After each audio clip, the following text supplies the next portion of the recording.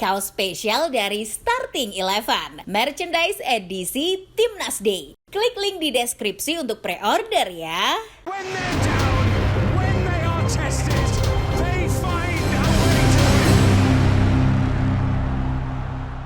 win. Beberapa pekan lalu, Starting Eleven telah membahas tentang bagaimana PSSI mendapatkan pemain-pemain keturunan yang berkualitas di Eropa. Dan ternyata prosesnya panjang dan merepotkan, apalagi kalau kasusnya kayak Martin Paes. Duh, ribet deh. Kalian bisa tonton langsung selengkapnya di konten sebelumnya. Tapi ada yang menarik soal bagaimana PSSI menemukan pemain incaran. Selain melalui daftar rahasia yang sudah dimiliki sebelumnya, PSSI memiliki banyak aplikasi dan tools untuk mendapatkan informasi tentang pemainnya. Salah satunya melalui game paling terkenal di dunia, Football Manager. Seperti yang kita ketahui, game ini sudah tidak asing lagi bagi masyarakat Indonesia, tak terkecuali orang-orang di PSSI. Dan pemain yang bergabung Timnas Indonesia melalui game tersebut adalah Rafael Strijk. Lantas, bagaimana kisahnya? Sebelum kita ulas bersama, kalian bisa subscribe dan nyalakan lonceng agar tak ketinggalan konten terbaru Starting Eleven Story. Semua berawal dari 2022, saat itu Sinteyong mulai menukangi Timnas Indonesia U20. Pelatih berkebangsaan Korea Selatan itu melakukan pemusatan latihan di Eropa, tepatnya Spanyol. Hal ini dilakukan demi mendapat fasilitas latihan terbaik dan memudahkan agenda uji coba melawan negara-negara Eropa. Karena target Sinteyong memang menjajal kekuatan skuadnya untuk melawan tim-tim yang memiliki postur dan teknik yang jauh di atas Indonesia. Semua ini dilakukan demi mempersiapkan tim yang akan tampil di Piala Dunia U20. Yang kala itu memang rencananya akan diselenggarakan di Indonesia setahun setelahnya. Spanyol juga dipilih karena dekat dengan Belanda dan Inggris, di mana Ivar Jenner dan Justin Hubner agar tidak menempuh perjalanan yang begitu jauh. Namun setelah melakukan beberapa sesi latihan, STY merasa ada yang kurang sreg di komposisi skuadnya. Alhasil mantan pelatih Timnas Korea Selatan itu menghubungi Ketua Umum PSSI saat itu, Iwan Bule. Kepada Ketua Umum PSSI, Coach Shin ternyata meminta tambahan 2 pemain keturunan lagi.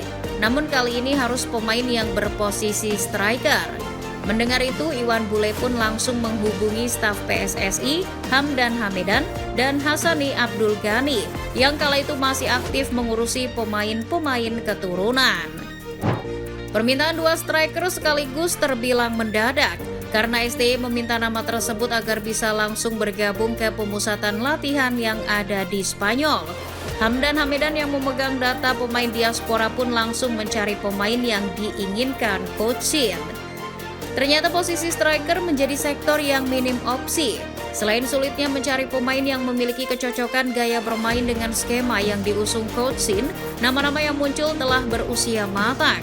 Hanya sedikit yang berusia di bawah 20 tahun. Dari beberapa nama yang disetorkan ke PSSI dan Sinteyong, nama Zico Sori lebih dulu dipilih.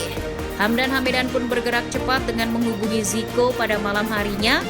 Bak Gayung bersambut, pemain yang kala itu masih berusia 19 tahun itu juga setuju untuk menyusul Timnas Indonesia U20 yang sudah ada di Spanyol. Namun, Sinteyong meminta 2 penyerang, jadi Hamdan masih berhutang 1 pemain padanya. Hamdan pun berdiskusi dengan beberapa stafnya untuk mencari pemain yang masuk kriteria STY. Di tengah kebingungan, Hamdan mendapat kabar dari koleganya di Belanda bahwa ada pemain muda ADO Den Haag bernama Rafael Strijk yang disinyalir memiliki darah Indonesia. Merasa buntu, tim Hamdan Hamedan pun mendengarkan saran temannya dan mencari informasi tentang Rafael Strijk. Sialnya, informasi tentang Rafa begitu minim. Hamdan Hamedan kesulitan untuk mengidentifikasi apakah Rafael Strijk adalah pemain yang tepat untuk mengisi skuad Timnas Indonesia U20 atau bukan. Hamdan pun sampai berselancar di website resmi ADO Den Haag untuk mencari informasi tambahan. Setelah dilihat melalui database, Rafael dinilai sebagai pemain muda yang memiliki potensi besar, namun database yang ada dirasa kurang meyakinkan. Alhasil tim naturalisasi menggunakan sumber lain. Salah satu orang kepercayaan Hamdan Hamedan mengusulkan ide gila untuk melakukan riset melalui salah satu game bola Football Manager. Terdengar aneh memang, tapi langkah ini bukan terobosan baru di dunia sepak bola. Football Manager sendiri sudah lama digunakan oleh klub-klub sepak bola Eropa untuk mencari pemain yang sesuai dengan karakteristik tim. Selain itu, tim Hamdan Hamedan memilih Football Manager sebagai tools pembantu karena jaringannya yang luas. Dikutip dari Eurogamer, Football Manager memiliki staf pemandu bakat sebanyak lebih dari 1.000 orang yang tersebar di 50 negara di dunia. Sehingga FM mampu mencakup lebih dari 370.000 pemain dari 20.000 tim yang berbeda, tak terkecuali tim-tim di piramida sepak bola Belanda. Mulailah riset mendalam dilakukan oleh tim naturalisasi. Selain kecocokan dengan skema bermain timnas Indonesia, mereka juga mengidentifikasi beberapa kelebihan dan kelemahan yang dimiliki oleh Rafael Strijk. Potensial rating sang pemain pun tak luput dari penilaian. Dirasa cukup, Hamdan pun langsung menandai Rafa dengan tanda hijau yang berarti good player atau pemain yang sangat cocok untuk timnas Indonesia. Setidaknya butuh 3 hari setelah pemanggilan Zico untuk dapat menghubungi Rafael Strijk. Setelah melakukan beberapa panggilan telepon, Hamdan dan PSSI melakukan meeting khusus dengan Rafa dan orang tuanya. Syukurnya, sang pemain tertarik dengan tawaran itu mengingat Indonesia akan tampil di Piala Dunia U20. Pada tanggal 17 November 2022, Rafael Strijk dan Zico Sorry pun akhirnya merapat ke Spanyol untuk bergabung dengan pemain-pemain timnas Indonesia yang lain. Setelah melakukan beberapa penyesuaian taktik, Rafael langsung diturunkan di laga melawan Slovakia U20. Sialnya, timnas Indonesia kalah 1-2 dari Slovakia meski sempat unggul lebih dulu. Rafael Strijk menjadi pencetak gol satu-satunya bagi tim berjuluk Garuda Nusantara itu. Usai mencetak gol, Rafa pun mengungkapkan kegembiraannya. Dia merasa bangga bisa membela Indonesia.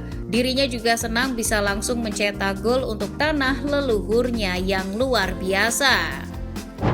Sementara itu, Sintayong mengungkapkan plus dan minus performa Rafael Strijk usai merampungkan serangkaian uji coba di Eropa. Secara organisasi permainan, Rafa agak kurang karena memang belum berlatih dengan kami. Namun secara kemampuan individu tetap baik.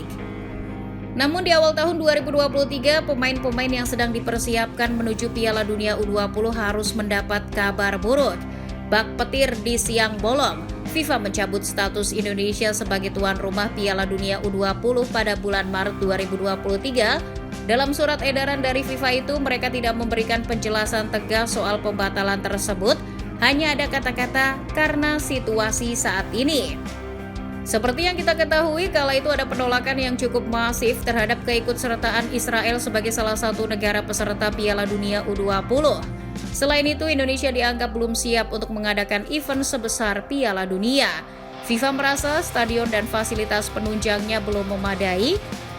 Maka dari itu, soal keamanan tim Israel bukan satu-satunya alasan yang mendasari keputusan FIFA.